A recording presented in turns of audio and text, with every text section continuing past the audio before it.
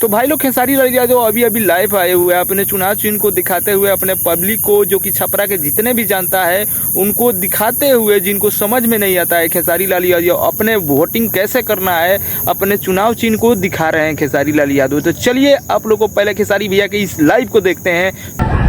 नमस्ते प्रणाम। हम खेसारी लाल यादव, शत्रुघ्न यादव, तो सबके चरण छू के प्रणाम करतनी। और हमार ईवीएम के नंबर बा 2, क्रमांक संख्या 2 पर बा और निशान बा ललटेन छाप। एक बार अपन आशीर्वाद दबाई, एकरा के हैंग दावे के बा।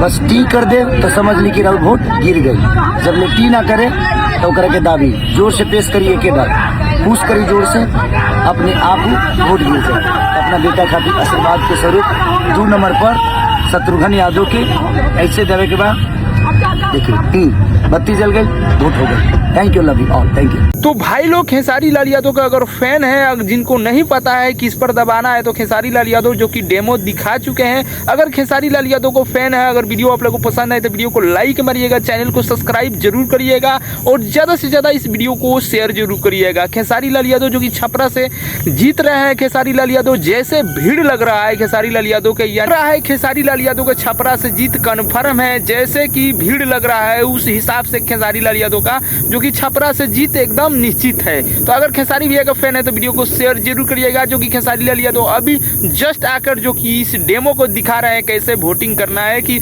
अब ज्यादा समय नहीं है जो कि खेसारी भैया के पास में, तो वो वीडियो को शेयर जरूर करिएगा।